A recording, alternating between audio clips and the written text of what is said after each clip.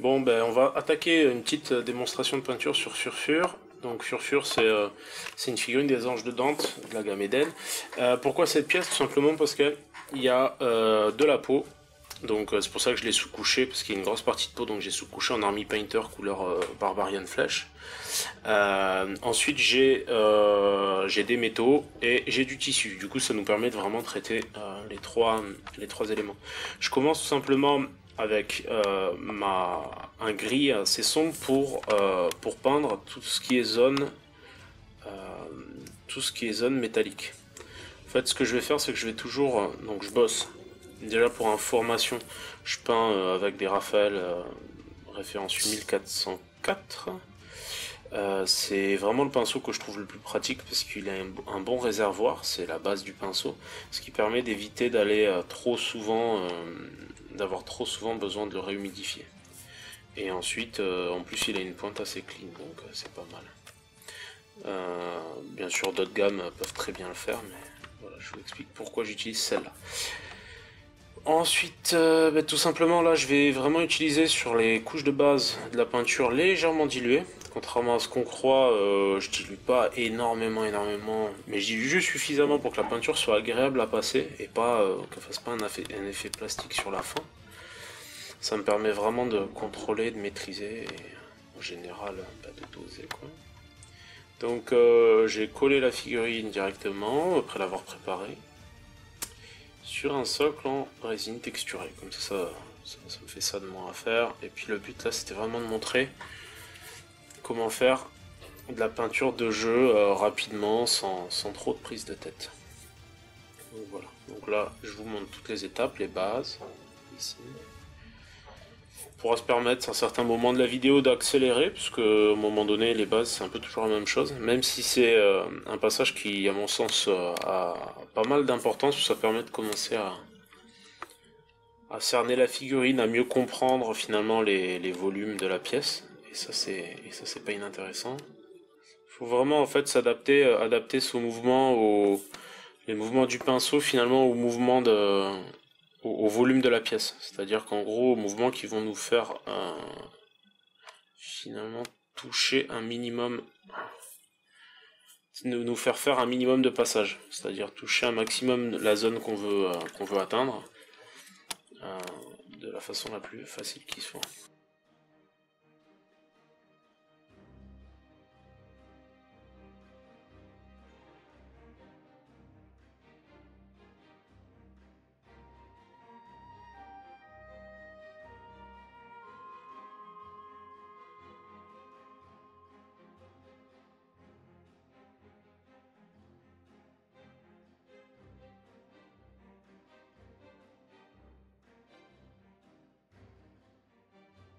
On va en profiter pour passer aussi un jus de gris dans le socle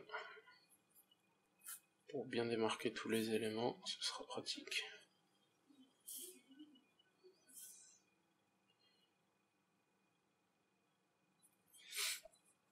Ce qui est pratique sur Eden, c'est qu'au final il va nous falloir très peu de figurines pour jouer. Donc on va pouvoir prendre un peu plus de temps pour peindre chacune d'entre elles. Et ça c'est vrai que c'est plutôt pratique.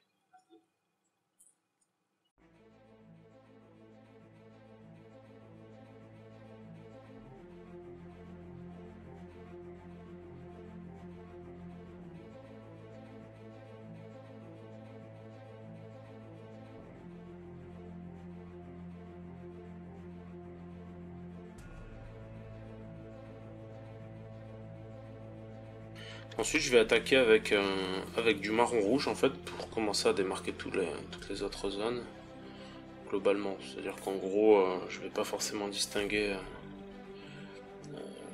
tous les différents tissus, je vais vraiment juste tout faire, hein, tous les éléments restants en marron rouge pour bien les décrocher du reste. Je me rends compte que du coup j'ai complètement oublié, donc je vais revenir dessus. Tout ce qui est plaque en fait sur les tibias. Qui sont métalliques aussi. On aurait pu les faire en jaune ou n'importe quelle autre couleur, mais le but étant d'avoir une figurine rapide, je vais souvent me contenter de trois couleurs distinctes pour avoir quelque chose de sympa avec de la profondeur, mais sans perdre non plus un temps fou quoi.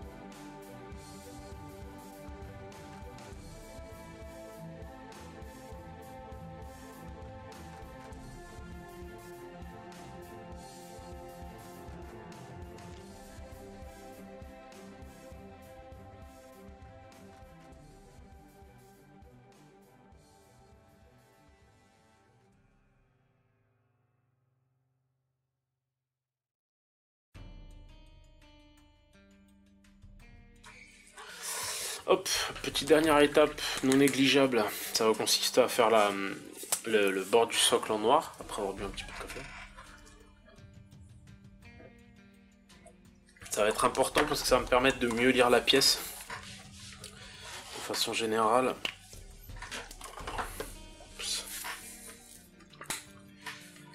Et ça, c'est non négligeable. C'est pour ça que très souvent, je reste vraiment sur des socles aux bordures noires.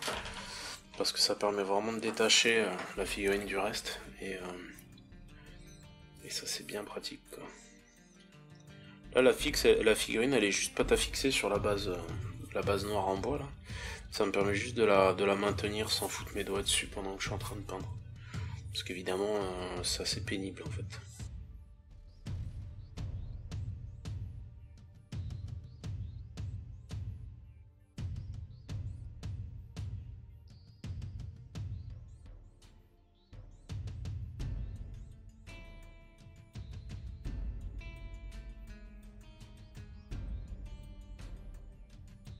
Donc voilà, donc ça c'est la base.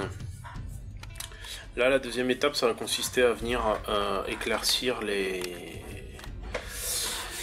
poser quelques lumières. Donc est-ce que je le fais je vais plutôt attaquer pour ce tutoriel, un tutoriel tout au pinceau. Et d'autres seront plus aéro-pinceau. Mais là je vais vraiment me focaliser juste sur le pinceau. Donc on va attaquer par la partie la plus intéressante finalement, celle qui va le plus attirer l'œil dans notre cas, ça va être la peau tout simplement. Donc là ce qui va se passer c'est que je vais attaquer la pose des lumières. Pour ce faire en fait je vais attaquer avec de la couleur de chair de base de chez Prince Auguste ou chez Valero, je sais plus. Et je vais vraiment pousser ma couleur vers mes zones de lumière. En fait, j'essaye d'avoir vraiment une consistance un peu laiteuse comme ça, qui est finalement quelque chose entre le lavis, la peinture très liquide, et une peinture de couleur de base. Et je vais pousser au niveau de mes zones de lumière. Donc, par exemple là, pas mal toute la zone centrale. Ce qu'il faut comprendre par là, c'est que je suis en train de vraiment poser mes lumières de façon globale. C'est-à-dire qu'en gros, avec des passages successifs, je vais passer puis repasser ma lumière là où elle est la plus intense. Encore une fois, le but c'est vraiment d'avoir des lumières bien exagérées, bien boostées, pour la simple et bonne raison qu'on est sur de la figurine. Du coup, forcément, vu la petitesse du sujet, notre but c'est d'exagérer. Encore une fois, selon le volume que je veux toucher, je vais pousser ma peinture avec mon pinceau, avec le flanc de mon pinceau, de sorte à toucher un maximum de zones. Et par là même, du coup, passer un minimum de temps sur les éléments. Je prends bien soin pour démarquer un petit peu les cheveux. D'ailleurs, je vais les passer au noir. Tiens. Comme ça, ils seront bien démarqués du reste. J'y verrai bien plus clair.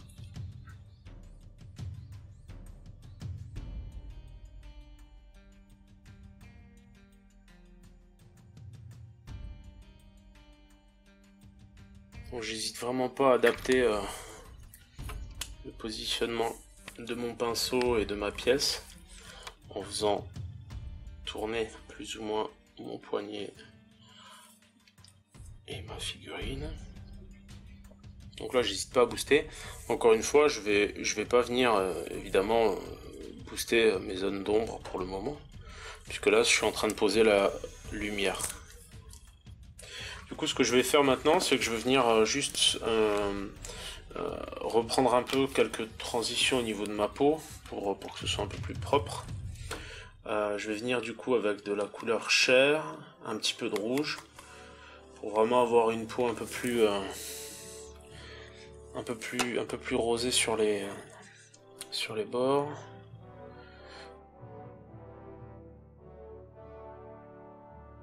Le but c'est juste là de faire des transitions un peu plus nettes en passant avec de la peinture qui est, comme vous le voyez là sur mon pouce, assez liquide.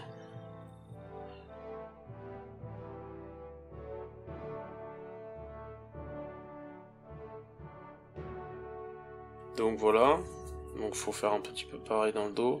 Vous remarquerez que je passe vachement moins de temps sur le dos que sur l'avant évidemment. C'est tout simplement parce que la figurine, on a plutôt tendance à la déplacer sur l'avant qu'à scruter son dos. Du coup, je me focalise sur les endroits qui m'intéressent le plus. Et je vais revenir avec ma couleur, ma première couleur d'éclaircie, que cette fois je vais plutôt la tapoter sur des zones où je voudrais qu'elle soit nettement visible. Là on a déjà une peau bien claire, donc voilà, le travail sur la peau sera dans notre cas là presque fini, parce que voilà, notre but encore une fois c'est pas de pousser à fond les détails de partout, c'est de poser de belles lumières pour que ça fasse une jolie figurine sur la table de jeu et basta quoi. Donc là ça permet déjà d'avoir quelque chose de pas trop dégueu. Je vais finir avec quelques points de lumière à l'ivoire. Et ce sera bon pour la peau, pour le moment. On va toujours y revenir plus tard si on a envie d'y ajouter du détail ou quoi.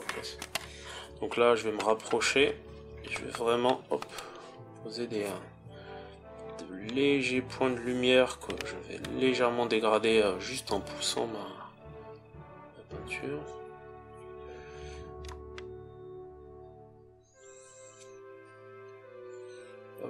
Hop, vraiment le but c'est juste de finir d'attirer l'œil, à droite à gauche. Hop. Je vous dessine un petit peu quelques-uns des muscles au passage. Derrière en fait je vais commencer à travailler tout simplement les métaux, parce que c'est la partie qui est ensuite la plus présente. Je suis un petit peu trop, là par exemple ça c'est une belle erreur que je vais pouvoir corriger en revenant très rapidement au pinceau et en essuyant un petit peu mes bêtises, tout simplement. Ça c'est pour ma peau. Ensuite je vais commencer à attaquer, là on a le choix, c'est où on part du principe, je vais passer une petite couche de rouge sur les tissus pour commencer à avoir quelque chose qui brille moins, parce que ça me perturbe vraiment énormément cette histoire de peinture qui brille. Donc là le but c'est vraiment d'avoir quelque chose de simple et d'efficace. Encore une fois, c'est des techniques assez basiques, assez simples, mais qui fonctionnent assez bien. Là, je vais vraiment venir finalement repasser une deuxième couche comme si je revenais baser ma figurine presque. Mais je préserve juste les ombres les plus fortes. Donc là, vraiment, hop, je reprends toutes mes zones de tissu au rouge. Le but étant d'avoir des tissus rouges tout simplement le schéma de base de tous les anges de Dante. J'ai pas fait dans le... je suis pas parti sur un schéma de couleur hyper original. Ça permet d'avoir quelque chose d'efficace quoi. Une peau assez pâle, assez claire, des métaux assez sombres, un rouge intermédiaire, c'est-à-dire ni trop clair ni trop sombre, finalement plutôt neutre. Ça permet d'avoir un ensemble plutôt cohérent. Donc pour de la figurine de jeu c'est parfait. Donc là ça permet voilà, d'avoir une base de rouge plus clean. Je vais légèrement brosser aussi ces petites bandelettes sur l'avant-bras. Je vais repasser un petit peu sur ces zones là. C'est pas vraiment des brossages à sec que je fais, c'est plutôt des brossages légèrement humides. Et ça permet d'avoir quelque chose qui rend pas trop mal. Et plus je vais insister sur une zone, et plus finalement ma peinture va être opaque et donc intense. Là par exemple sur le bord du genou, ce sera carrément intense et c'est ce qu'on va rechercher sur quelques zones où la lumière où on va vouloir que la lumière accroche un maximum. Donc là.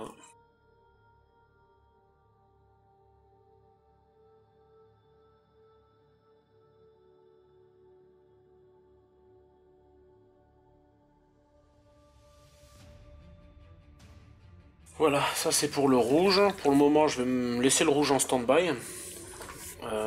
quoique, non, je vais revenir tout de suite, peut-être légèrement dessus, avec une ou deux étapes en plus. Cette peinture là n'ira pas, je vais tout simplement revenir avec, voilà, tout simplement un peu de noir dans mon rouge, pour finalement poser quelques ombres. Ce qui est pratique, c'est que ça va me permettre aussi de faire un petit peu de transition entre les différentes zones. Comme j'ai dit, la pièce n'est pas super bien préparée, mais en l'occurrence on s'en fout, en espérant que personne ne se penche dessus sur la table de jeu.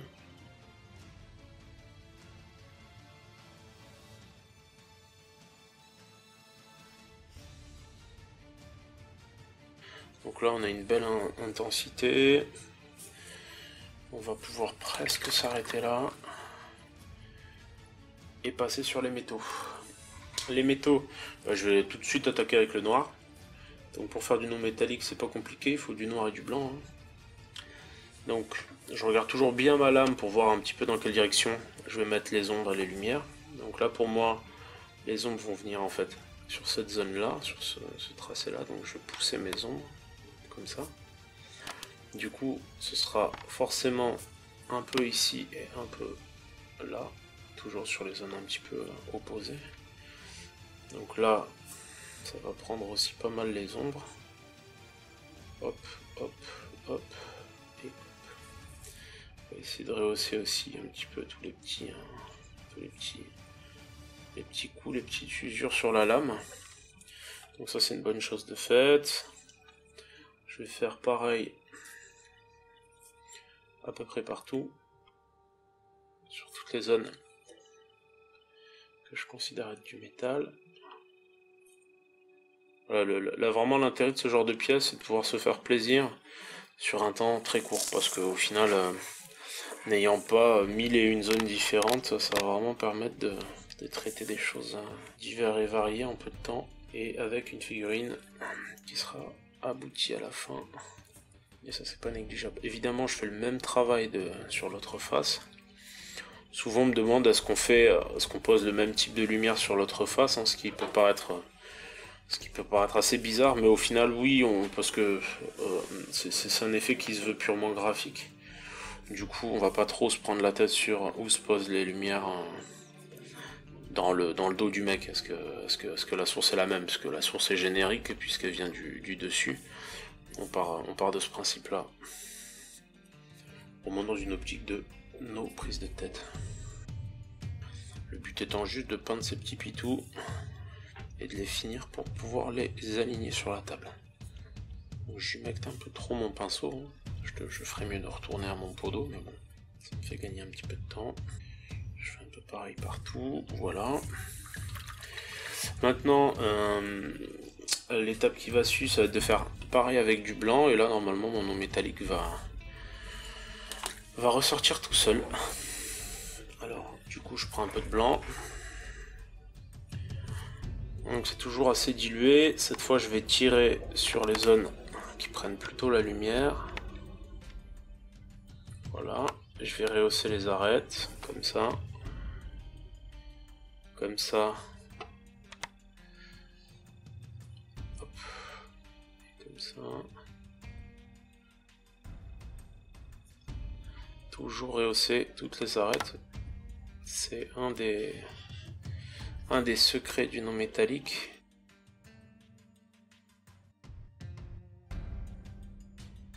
Donc je continue à poser mes lumières, toujours dans une même optique. Avoir vraiment des éléments qui ressortent bien.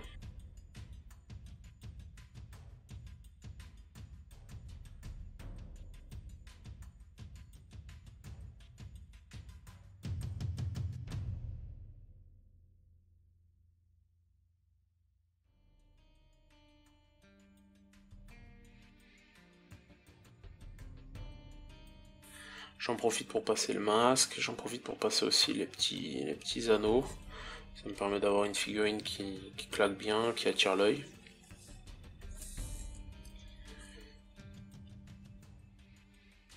Je repasse un petit peu Dès que mes fines couches sont sèches, j'hésite pas à repasser une couche de sorte à vraiment tout faire ressortir. Encore une fois, le but c'est vraiment de faire un travail simple, rapide, efficace pour obtenir quelque chose qui rend bien sur la table de jeu. Pour l'instant, on est plutôt bien. Forcément, il y a des zones plus chiantes à atteindre que d'autres, mais voilà, le but c'est d'au moins passer un peu dessus pour qu'il y ait un petit peu de lumière.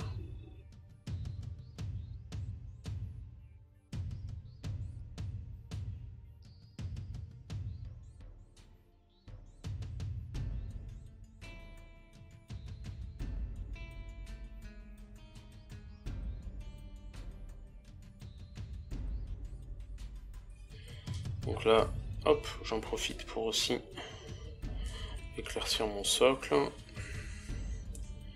Pas de petites économies, et là, ça va nous faire économiser vachement de temps en termes de peinture à ressortir et tout ça, parce que je pense que je ferai juste un jus de marron pour ternir l'ensemble, pour avoir un socle correct.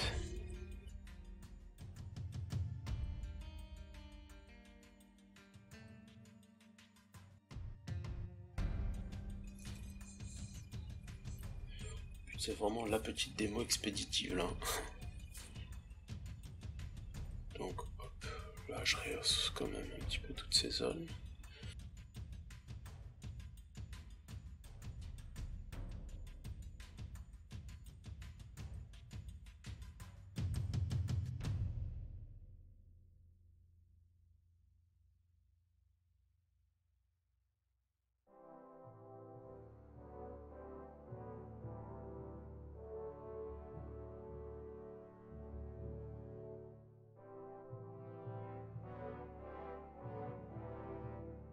Donc là, on a des blancs qui sont assez boostés déjà, c'est pas mal.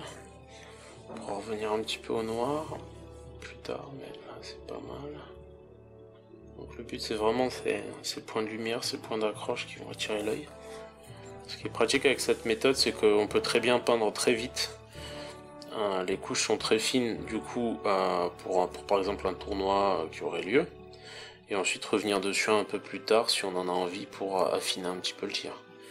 Puisque la peinture étant très fine et les passages très légers, ça permet vraiment d'avoir quelque chose de cool sur lequel on peut revenir en plus pour affiner le tir si on en a vraiment l'envie.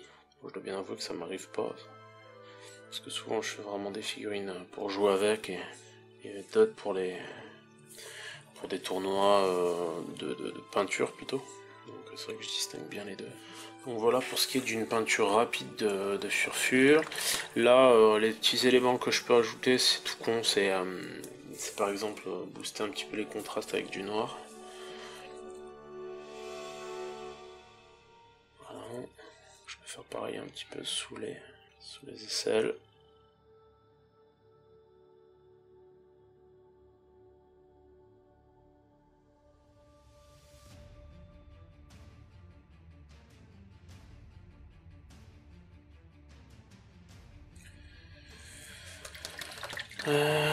Voilà. Je vais passer aussi un petit jus de noir au niveau des bandelettes là, pour vraiment plus les démarquer. Donc là c'est vraiment un jus un peu batté méchant. J'ai en gros très peu de peinture sur le pinceau, c'est beaucoup d'eau et un peu de pigment de peinture.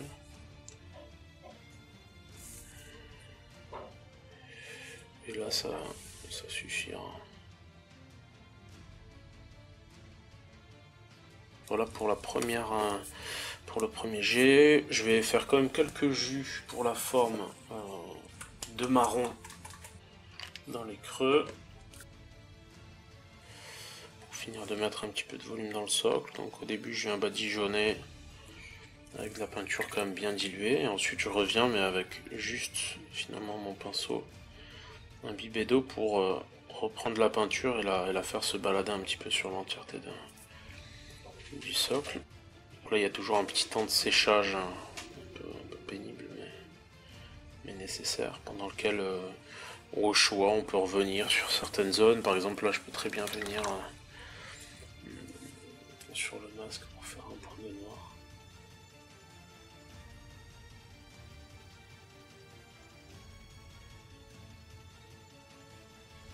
par exemple je peux venir redémarquer un peu le masque pendant que la couche sèche.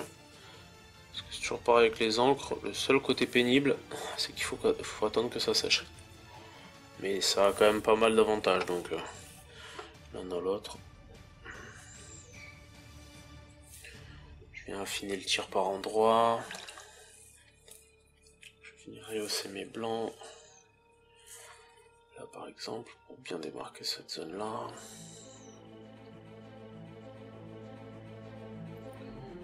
C'est sûr que en regardant de près il y a beaucoup de défauts, c'est pas tellement la question. Le but il est vraiment, comme je disais, d'avoir une figurine montée, plutôt jolie sur le terrain. Pour ça, ça fait le taf. Donc pareil, je peux rehausser un petit peu certaines zones de socle, booster un peu les contrastes, puisque de toute façon les zones où je pose la lumière sont les zones à l'opposé des zones où je vais booster les ombres dans lesquelles je vais mettre les jus, donc c'est parfait. Je peux très bien les rehausser. Et pour finir, dans le socle, je vais venir avec un petit peu de orange dans les creux pour simuler un peu de rouille. Je prends du orange assez dilué, je viens tapoter dans les zones vraiment creuses, desquelles en fait peuvent provenir la rouille. Ou desquelles dans lesquelles stack un petit peu l'humidité où la rouille peut se développer. Je profite d'attendre que ça sèche pour booster encore un chouïa en rouge avec une pointe de orange, puisque de toute façon j'en ai là, donc à faire tant que ça sert. Et dans cette pointe de orange, je vais finir par mettre encore une pointe d'ivoire pour venir vraiment faire finalement un rouge un peu éclatant.